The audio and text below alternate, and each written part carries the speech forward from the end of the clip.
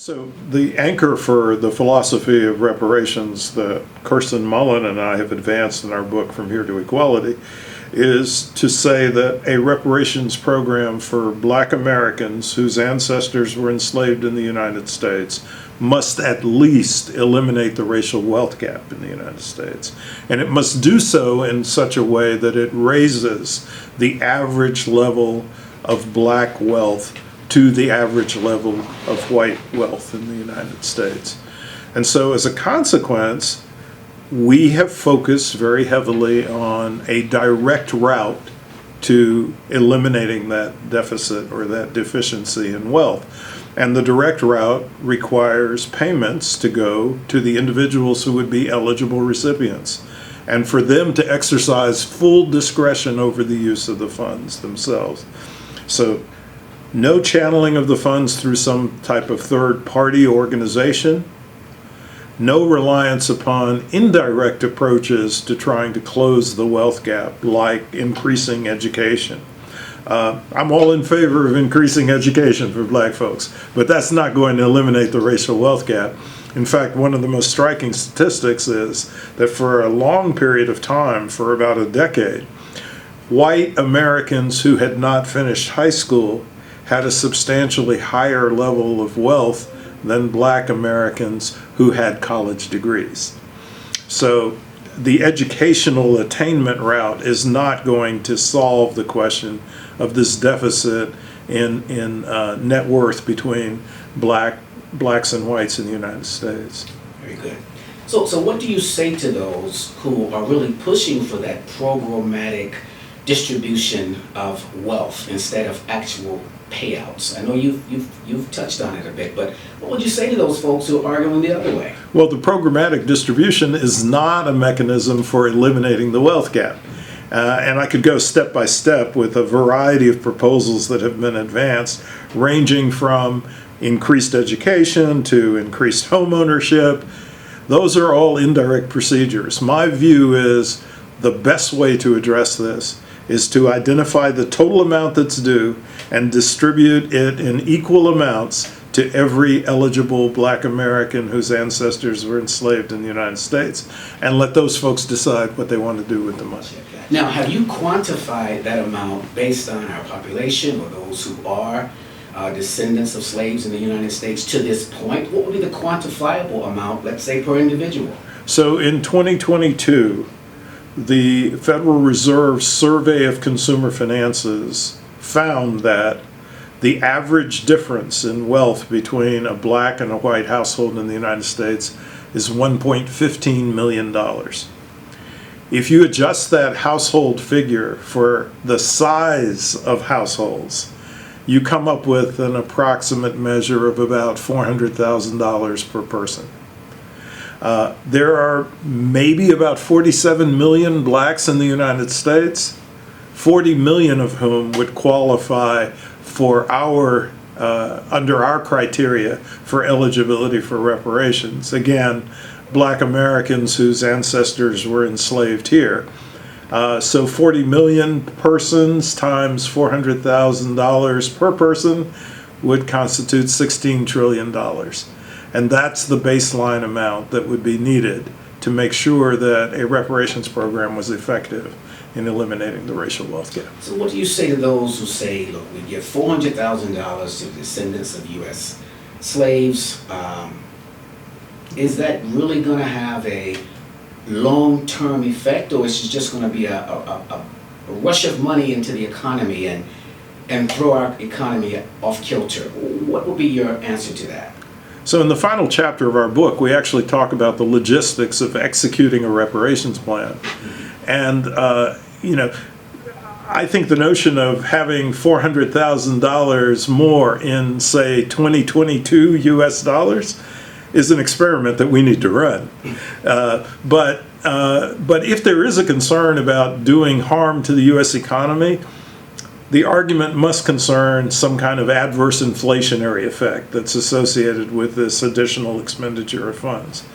But you could contain that inflationary effect in two ways, and we talk about this in the book. The first way is we could spread the payments over a period of years. We say no more than 10 years, but if you were to do that, you're talking about an average of $1.6 trillion per annum, which is not very different from the sums of money that were directed to the U.S. economy in response to the Great Recession and in response to the pandemic. Okay, so that's the first thing, is take the $16 trillion that's due and spread it out over a decade in terms of making the distribution.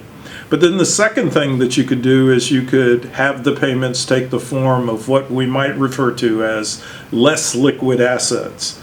So it could take the form of payments that are made to eligible recipients in sums that they are not allowed to spend immediately. Okay, so some of it they could spend immediately, but if it was an annuity, then there would be a portion of it that could not be spent. If it was a trust account, there would be limitations on how much could be spent at any time, or some other type of endowment. So that's the other way in which you could restrain the inflationary effect. But I think having people have a net worth of an additional $400,000 has to be a dramatic change in the fabric of the U.S. economy and in the fabric of racial equality in the United States. Yeah. So what would you say to those who, and you know this would happen, where's all this money going to come from? That would be their argument. How would you counter that argument? Well, it's going to come from the same place that the money came from that was used for the purposes of trying to cope with the Great Recession and trying to cope with the pandemic, which is from the federal treasury. And it will come in such a way that you don't necessarily have to increase taxes. There was no significant increase in taxes that was associated with the expenditures during the course of the Great Recession, nor during the course of the pandemic. Again, the real issue is whether or not you trigger significant inflation. And I've talked about some ways in which we can avoid that. Gotcha. So I'm sure you've been in this battle for a while in terms of trying to fight for reparations. So this is the question. Do you really think the lack of willingness is to make this happen? We can go to the moon, and we've done that. We can. We used to finance. But we haven't gone back for a while. I've been wondering why. I don't want to say, were we really there? I'm not a flat earther. No, you're not a flat earther. I'm still trying to figure that one out. Yeah. So why are we not willing to do this as a nation? What do you think that is? Well, I think it's good old-fashioned American racism, and I think that it's good old-fashioned American racism that translates into the belief that Black Americans are not warranted or do not merit this type of compensation for the historical disadvantages that have been heaped upon them. And I think that that's what needs to be tackled. And I think that there has been some progress in changing attitudes about that. If you go back to the year 2000, the beginning of the current millennium, only 4% of white Americans endorsed monetary payments as reparations to Black Americans. And as of January 2023, a survey conducted at the University of Massachusetts at Amherst found that it was closer to 30% of white Americans, and that actually a near majority of millennials were in favor of reparations for Black Americans whose ancestors were enslaved here. So there has been a change, and it's somewhat of a sea change, even though we're not in a position where there's a sufficient percentage to tilt us into the zone where it becomes politically feasible from the standpoint of congressional action. But I think it's a positive development, and the question is, can we build on that in terms of creating even greater momentum for this to happen? Well, I certainly like your answer to that question in terms of the momentum is building, but this is the thing. What do you propose would be the, in other words, what would we have to do, or what do you think should happen to sort of force the hand of the government to move closer to making reparations a reality in, let's say, our lifetime or even our children's lifetime? What kinds of things need to happen to put that pressure on? I'm not sure about forcing the hand. Yeah. I certainly think that you would have to have a significant political majority in the United States that would elect a Congress that would enact a reparations plan. And I think for that to come about, there would have to be a significant change in people's understanding of the nation's history and its current conditions. And so this is why I think there's a segment of the population that is so aggressively opposed to what they're referring to as critical race theory.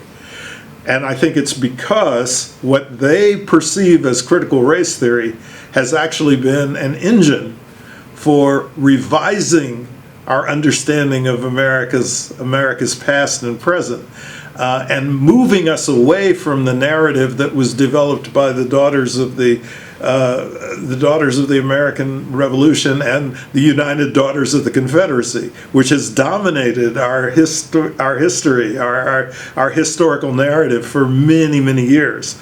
So there's a political mission at stake in terms of our understanding of the story of the United States.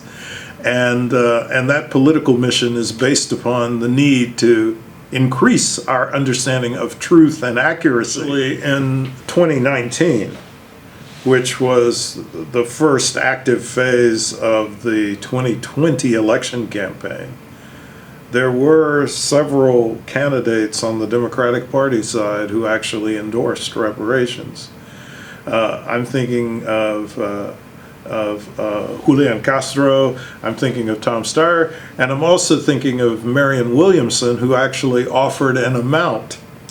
The amount was actually relatively small compared to what would be required to eliminate the racial wealth gap, but nevertheless, she said she was in favor of the idea. I think, ironically, when they were about to explore this issue in the debates, it was Kamala Harris who deflected the conversation and switched it back to, her personal experiences desegregating a school in California. But it was an issue that somehow had really made it onto the national stage in a way that it hadn't been on the national stage before. So in the current moment, it's not in the conversation in terms of the political exchanges between Trump and Harris. And I think it's partially because neither one of them has ever made a commitment to reparations in any kind of serious way. But I think also it's because while Trump is just simply opposed to reparations, I think that Harris has made the political judgment again that it would be to her disadvantage to pull this into the national conversation. And unfortunately, because it is so dangerous to envision the prospect of another Trump presidency, it inclines people like me to say, well, I've probably got to support Kamala Harris because I can't imagine voting for somebody who attempted to overthrow the U.S. government. But it also means in turn that I don't anticipate any serious conversation in the remaining period of the campaign over the reparations issue. My hope is that after the election is over, then we'll be able to reactivate the conversation in a serious way. But that remains to be seen. In some respects, we're second-class citizens if we can't put our issues out front because of fear of the person that's more likely to listen to us won't get elected. Isn't that a conundrum? Isn't that quite a conundrum? Well, it is a conundrum, but it also reinforces the point that I was making earlier about the importance of people having a deeper understanding of an accurate history of this nation's story. And I think that we have to get into a condition where a significant number of Americans recognize that this is a society that is racially unjust, and the racial injustice that can be monetized is captured by the racial wealth gap, which is, as Kirsten Mullen and I suggest, the best cumulative economic indicator of the effects of white supremacy on living Black Americans whose ancestors were enslaved here. And that condition of wealth inequality between Black and white Americans is a consequence of policies that were pursued by the federal government.